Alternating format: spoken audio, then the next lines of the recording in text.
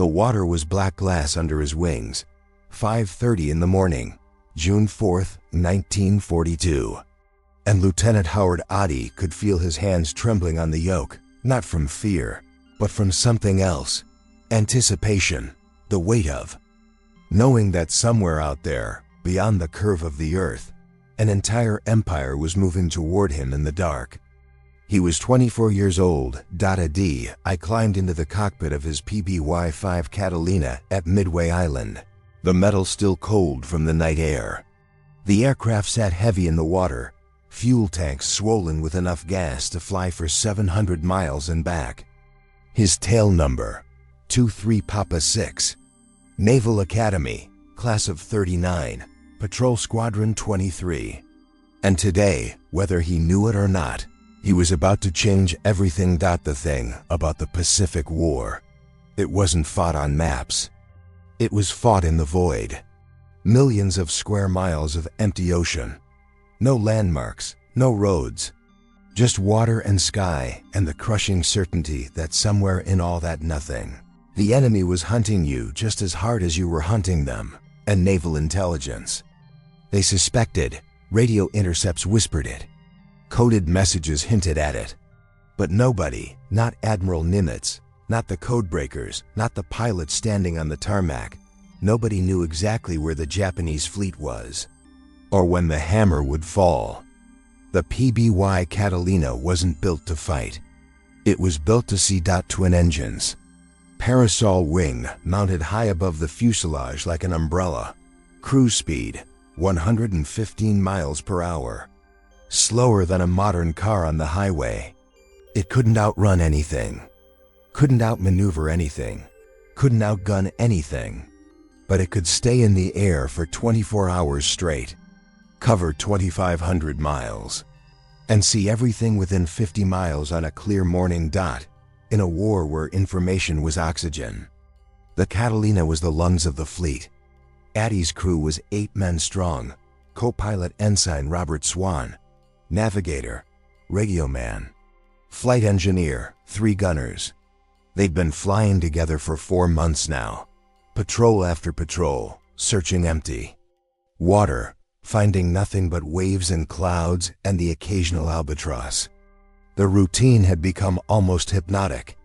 Take off before sunrise, fly geometric patterns across featureless blue. Return after dark, sleep, repeat. But this morning felt different. The base had been on high alert for 3 days. Every plane that could fly was airborne. The Marines had scrambled every fighter. The B-17 bombers sat loaded on the runway, engines warm, crews ready. Everyone knew the Japanese were coming. The only question was when. And from which direction. I took off at 0-4-15, the Catalina, groaning as it lifted off the water, spray sheeting, back from the hull. He climbed to cruise altitude and banked northwest, bearing 315 degrees. His assigned sector was a 45-degree arc extending 700 miles from Midway. He'd fly out on one bearing, turn 15 degrees, fly back, turn again, systematically searching 22,000 square miles of ocean. One grid square at a time. The PBY had one advantage no other patrol plane possessed.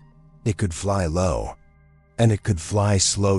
While the land-based bombers had to maintain altitude and airspeed just to stay airborne, the Catalina could drop down to 500 feet, throttle back to 90 knots, and study every ripple on the surface. The crew could actually see what they were looking for. Not just radar blips, not just shadows through a bomb sight. They could see ships, see wakes, see smoke. They could see the war coming. At 0530, Ady was 180 miles northwest of Midway when his co-pilot saw it. Smoke, Swan said quietly, his voice barely audible over the engine drone. Multiple columns, black and thick, rising from beyond the horizon like fingers clawing at the sky. Ships, many ships, making high speed. I turned toward the smoke, his pulse quickening. He descended to 1,000 feet, the ocean rushing closer beneath them. The morning light just beginning to bleed orange across the water dot, and then the Japanese fleet materialized through the haze. 2 aircraft, carriers, battleships, cruisers, destroyers cutting white foam trails through the swells. The main striking force, the sword aimed directly at Midway's throat. Exactly what they'd been searching for. The radio man's hand was already on the transmitter, his voice steady despite what they were seeing. 2 carriers and main body, bearing 320 degrees. Distance 180 miles, course 135. Speed 25 knots. That message, sent at O-5-30-4, ignited the Battle of Midway. Admiral Fletcher received it aboard the Yorktown at O-6-0-3. Admiral Spruance got it minutes later aboard Enterprise. Every American commander in the Pacific heard the same words simultaneously. The Japanese fleet was located. The ambush could begin, but Ady's job wasn't finished. He needed to stay on them, track their course, provide updates, keep eyes on the enemy while the carriers launched their strike aircraft. The problem was the Zeros. He could see them now. Enemy fighters lifting off the carrier decks below, banking hard, climbing toward his altitude. Black dots against the morning sky. And a PBY Catalina had no chance against a Zero, no speed to run, no agility to fight, no armor to absorb punishment. I climbed into the cloud layer at 4,000 feet. And for the next 3 hours, he played a deadly game of hide and seek with the most feared fighter pilots in the Pacific. He'd duck into cloud cover, emerge miles away, take a quick visual on the fleet, transmit an update, then vanish again before the Zeros could close the distance. The Japanese pilots searched frantically. They knew the American plane was out there somewhere. They could hear the engine sounds fading in and out through the overcast, but they couldn't find it. The slow, lumbering flying boat used weather and patience to stay alive, all while maintaining contact with the most powerful naval force in the Japanese Empire. At O-8-30, after 3 hours of continuous tracking, another PBY arrived to relieve him. Ady turned for home. He landed at Midway at 1000 hours, refueled, and took off again at 1300 for another patrol, because the battle was raging now. American dive bombers were screaming down on those carriers based on his contact report. The entire engagement, every torpedo drop, every bomb run, every life saved or lost, pivoted on that first sighting at O-5-30. The Battle of Midway was won by many things: code breaking, tactical brilliance, individual acts of courage, and luck, blind, impossible luck. But without Ady's PBY finding that fleet in the pre-dawn darkness, none of it would have mattered. The slow, awkward flying boat had done what no other aircraft in the Pacific could do. It had searched the vastness, found the needle in the haystack, and lived to tell about it. This was the PBY's war. Not glamorous, not celebrated, most of the time, not even remotely exciting, but absolutely essential. The Navy operated 93 patrol squadrons flying Catalinas. By 1943, over 3,000 PBYs had been built. They flew from Alaska to Australia, from Pearl Harbor to the Persian Gulf, searching, watching, reporting, day after day, mission after endless mission. The aircraft itself was a marvel of Depression-era engineering. Consolidated Aircraft Corporation had won the Navy contract back in 1935 with a flying boat that could do something no patrol plane had ever accomplished. It could fly 2,500 miles without refueling, stay airborne for over 20 hours, carry up to 10 men, and operate from nothing but water, no runway required. The secret was efficiency. The PBY cruised at 115 miles per hour, barely faster than traffic on a modern interstate. But at that glacial speed, its 2 Pratt & Whitney radial engines could burn fuel for an entire day on 1,800 gallons. The aircraft was essentially a flying fuel tank with wings attached. The hull contained integral fuel cells. The wing sections were packed with auxiliary tanks. Every cubic inch that wasn't needed for crew or equipment held fuel. This endurance came with brutal trade-offs. The PBY was painfully slow. Any fighter could catch it. It was unmaneuverable, turning radius measured in miles, not feet. It was lightly armed. Early models carried .330 caliber machine guns. Later versions added .50 caliber weapons. But it was still hopelessly outgunned for air combat. The joke among PBY crews was simple. Their aircraft was a clay pigeon with engine start, but the Navy didn't need the Catalina to fight. They needed it to see. In the Pacific War, information was currency. Knowing where the enemy was, where they were headed, what forces they had assembled. This intelligence shaped every strategic decision, every carrier movement, every airstrike. The PBY provided that intelligence day after day, in conditions that would ground every other aircraft in the fleet. The crew accommodations reflected the marathon nature of these missions. Behind the flight deck, there was a small compartment with bunks where off-duty crew could rest. A tiny galley with a single hot plate for heating coffee and warming canned food. The aircraft even had a chemical toilet, rare luxury for military planes of that era. These weren't comforts. They were survival tools for missions that routinely lasted 18 to 24 hours. The galley was laughably basic. One hot plate, 2 stainless steel water jugs, minimal storage. Crews brought canned food aboard for long patrols. Vienna sausages became standard fare, along with crackers, canned fruit, and coffee. So much coffee. On a 20-hour patrol, coffee was what kept human beings functional. The hot plate could boil water or warm up cans. That was it. No refrigeration. No real cooking equipment beyond that single heating element. Veterans recalled that, by hour 15 of a patrol, everyone was exhausted. Cold in the North Atlantic, baking in the South Pacific greenhouse heat, and utterly sick of Vienna sausages. The cabin wasn't even heated until late in the war. North Atlantic patrols were misery, bone-deep cold that seeped through flight suits and into your marrow. In the tropics, the large observation windows turned the interior into an oven. Either way, comfort was never part of the equation, but crews adapted. 3 pilots would rotate flying duties. Other crew members shifted positions to stay alert. The bunks allowed some rest, though sleeping was nearly impossible with twin radial engines roaring 3 feet from your head. The ability to make hot coffee at altitude. It sounds trivial, but on a 20-hour mission over empty ocean, small comforts became everything. The PBY's greatest strength was versatility. It could take off from water. No runway, no airfield. Just a protected lagoon or harbor. This meant the Navy could establish patrol bases on remote atolls that could never support conventional aircraft.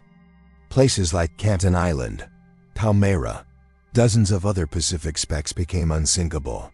Aircraft carriers for PBY operations. The standard PBY-5 was a pure flying boat, water takeoffs and landings only. But the PBY-5A added retractable landing gear, making it amphibious. It could operate from water or land, doubling its tactical flexibility. This proved crucial in places like the Aleutians, where weather could close water operations but leave runways open. Or vice versa. By late 1942, the Navy realized the Catalina could do more than just patrol. Its long range and ability to operate at night made it perfect for a mission nobody had anticipated: attacking Japanese shipping. In total darkness, the Black Cat squadrons were born from desperation and brilliance. The Japanese owned the daylight hours. Their fighters controlled the sky. Their anti-aircraft guns protected their convoys. But at night, the advantage shifted. Japanese fighters couldn't operate effectively in darkness. Their ships were vulnerable. The problem was finding them without radar or sophisticated navigation systems. and then attacking them without getting killed. Lieutenant Commander Clarence Taft pioneered the tactics that would define Black Cat warfare. His squadron, VP-12, arrived at Henderson Field on Guadalcanal in December 1942. The Marines held the airfield, but Japanese ships still ran supplies to their forces every night. The Tokyo Express, Americans called it. Fast destroyers racing down from Rabaul, delivering troops and ammunition, bombarding Marine positions, then racing back north before dawn. Taft realized the PBY could intercept these ships if they flew at night. But everything about the aircraft would have to change. First, the paint. Standard PBYs were painted blue-gray on top, white underneath. Fine for daytime patrol, useless for night operations. Taft had his planes painted matte black. Every surface, including the national insignia. The only markings were small red serial numbers barely visible even in daylight. In darkness, the aircraft became a ghost. Next, tactics. Daytime patrol was methodical. Systematic coverage. Precise patterns at consistent altitudes. Night attack was chaos refined into art. Black Cats would launch at dusk, fly to areas where Japanese ships were expected, then hunt. They flew low, sometimes just 50 feet above the wave tops. They used island silhouettes to mask their approach. They attacked from unexpected angles, dropped their ordnance, then disappeared into the void before the Japanese could respond. The weapons changed too. Standard PBYs carried depth charges for submarine patrol, or bombs for ground targets. Black Cats carried everything: bombs, depth charges, torpedoes when available, even hand grenades that crew would throw. Out the waist blisters during low passes. One Black Cat crew famously attacked a Japanese submarine with Molotov cocktails made from beer bottles filled with aviation fuel. The psychological impact was devastating. Japanese sailors had felt safe moving at night. Suddenly, black painted flying boats appeared from nowhere, struck, and vanished. The Japanese called them Black Cats independently, not knowing Americans used the same name. It reflected the aircraft's ability to appear suddenly, strike, and disappear like a predator hunting in darkness. Squadron VP-54, the original Black Cat Squadron, recorded one of the most successful night attacks of the war. February 21st, 1943. Lieutenant William Goff and his crew spotted a Japanese destroyer near Kalimanjaro Island. They approached at 50 feet altitude, using the dark mass of the island to hide their approach. At 800 yards, Goff climbed to attack altitude and released two 500-pound bombs. Both hit. The destroyer exploded and sank in minutes, but the cost of these operations was terrifying. Flying at night, at low altitude, over water, in a slow, large aircraft. Even without enemy action, it was barely controlled suicide. Spatial disorientation killed crews. Mechanical failures killed crews. Navigation errors killed crews. Of the 7 original Black Cat PBYs deployed to Guadalcanal, 4 were lost within 2 months. Not all to enemy fire. Night operations and marginal. Weather with zero electronic aids was chaos dressed up as tactics, but the Black Cats expanded throughout 1943. Squadrons deployed to the Solomons, New Guinea, the Aleutians, eventually the Philippines. Each squadron developed unique tactics based on local conditions. In the Aleutians, they hunted Japanese submarines in perpetual darkness and fog. In the Philippines, they laid mines in harbors. In the Solomons, they interdicted barge traffic between islands. The danger was constant and intimate. 1. September night in 43. A PBY from VP-54 got caught by Japanese searchlights during an attack run. The pilot dove to wave height, engines screaming at full power, while anti-aircraft fire erupted around them. They escaped by flying directly between two Japanese destroyers, so low that the ships couldn't depress their guns enough to hit them. The destroyers ended up firing at each other in the confusion. The psychological warfare aspect proved highly effective. Japanese sailors reported the black-painted aircraft were nearly invisible until the moment of attack. The distinctive sound of the PBY's engines became a source of dread. Japanese naval officers complained in reports that the night attacks were disrupting supply operations and destroying morale. Ships had to maintain total blackout conditions, post extra lookouts, which reduced operational efficiency across the board. But the PBY's greatest contribution wasn't combat. It was rescue. By mid-1943, hundreds of American aircraft were operating over vast stretches of ocean. When they went down, their crews faced death from exposure, sharks, or simple drowning, unless someone found them quickly.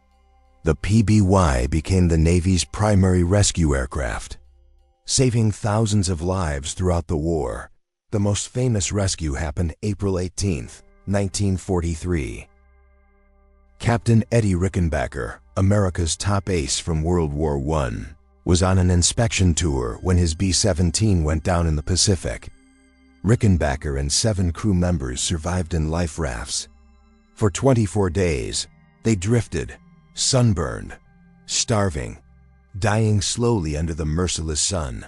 They were finally spotted by Lieutenant William Ady, flying a PBY from Squadron VP-51. Ady landed in 8-foot swells, a maneuver dangerous enough to capsize the aircraft and kill everyone aboard. He successfully rescued all survivors, but most rescues weren't famous. They were routine, quiet operations that meant everything to the men pulled from the water. Lieutenant Nathan Gordon of Squadron VP-34 received the Medal of Honor for rescuing 15 sailors on February 15, 1944. Japanese fighters had shot down multiple American aircraft near Kavieng. Gordon landed his PBY in the harbor under enemy fire, taxied to each life raft, pulled survivors aboard. He made 3 separate landings, each time under fire, until he'd rescued everyone he could find. The PBY could land in conditions that would destroy other aircraft. Its boat hull was designed to handle punishment.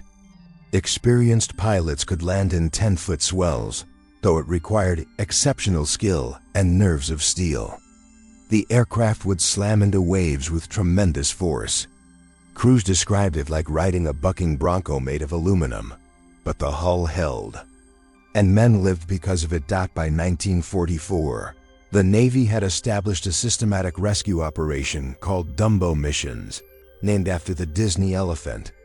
PBYs would orbit near strike operations, ready to rescue downed airmen. Fighter pilots knew that if they went down, a Dumbo would come for them. This knowledge made them more aggressive, more willing to press attacks. Knowing rescue was possible, the numbers tell the story. PBYs rescued over 2,000 airmen during the war. Entire bomber crews, fighter pilots, sailors from sunken ships.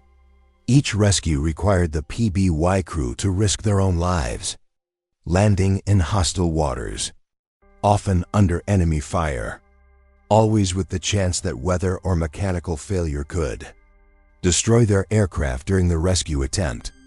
Catalina also pioneered long-range medical evacuation.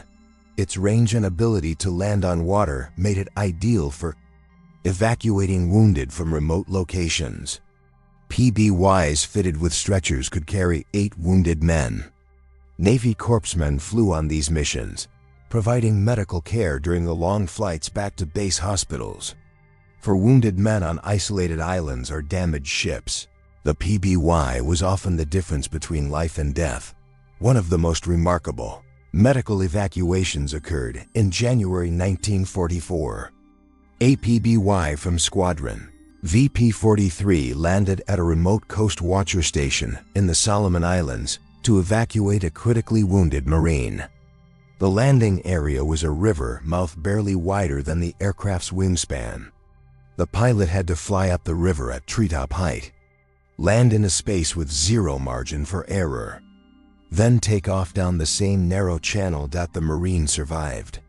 Because the PBY crew was willing to attempt what seemed impossible, the Catalina's contribution to intelligence gathering went beyond simple reconnaissance. By 1943, modified PBYs carried early radar systems, allowing them to detect ships and aircraft at night or in bad weather.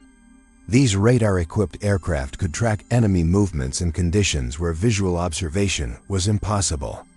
They became the Navy's first airborne early warning aircraft, a concept that would revolutionize warfare.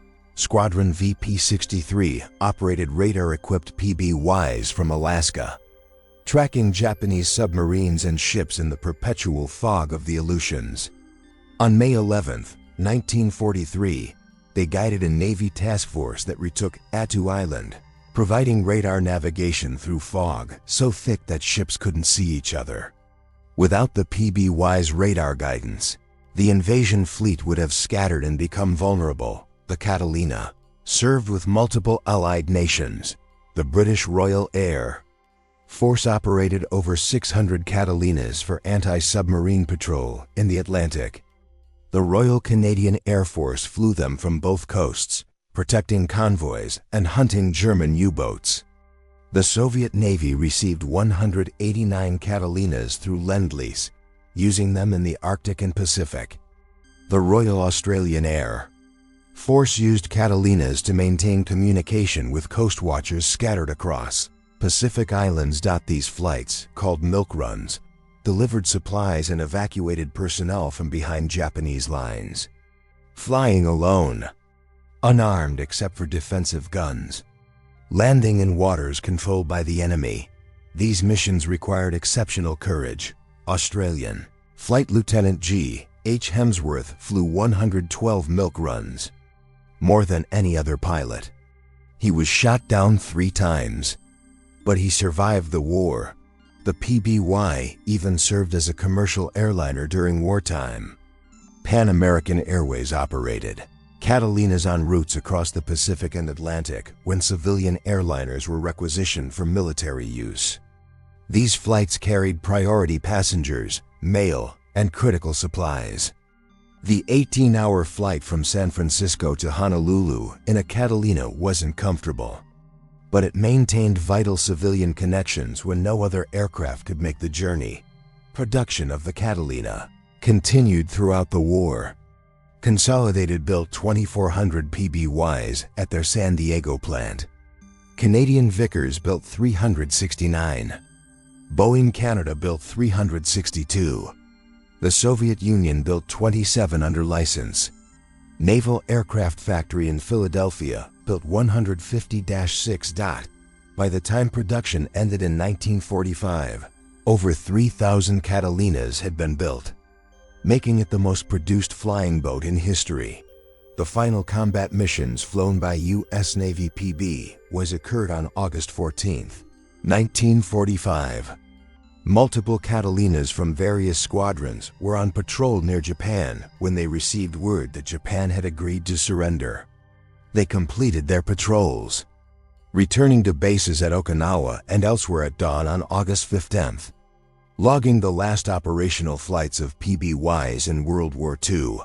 The war that began for many PBY crews at Pearl Harbor had finally ended. After the war, many Catalinas continued flying. Smaller nations bought surplus aircraft for their air forces. Civilian operators used them for passenger service to remote locations. Some became firefighting aircraft, scooping water from lakes to drop on forest fires. A few still fly today, over 80 years after the first Catalina took flight. Testament to the robust design that made them legendary. The PBY Catalina was never the fastest aircraft of World War II, never the most maneuverable, never the most heavily armed, but it may have been the most important. It found enemy fleets when no other aircraft could. It rescued thousands of men from certain death. It flew missions that lasted longer than a day in weather that grounded everything else, operating from bases that were nothing more than protected. Water, the men who flew Catalinas rarely received the recognition given to fighter pilots or bomber crews. Their missions were often boring, flying straight lines over empty ocean for 20 hours at a stretch. But when they found the enemy fleet everyone was searching for, when they landed in rough seas to pull survivors from the water, when they appeared out of the night to attack enemy ships, they proved that victory in war often comes from the slow, steady, unglamorous work that keeps operations running day after day. Lieutenant Howard Ady, who found the Japanese fleet at Midway, survived the war. He retired from the Navy as a captain. He rarely talked about that morning in June 1942, when his sighting changed history. When asked about it years later, he said he was just doing his job. Flying patrol, searching for the enemy, reporting what he found. That was what PBY crews did. Nothing special, he said, just their job. But that job, multiplied by thousands of crews, flying millions of miles over empty ocean, helped win the Pacific War. The Catalina proved that in modern warfare, the ability to see and report is often more important than the ability to destroy. Information wins wars. The slow, reliable PBY provided that information when no other aircraft could. And somewhere out there, beyond the horizon, in the black water before dawn, it's still searching.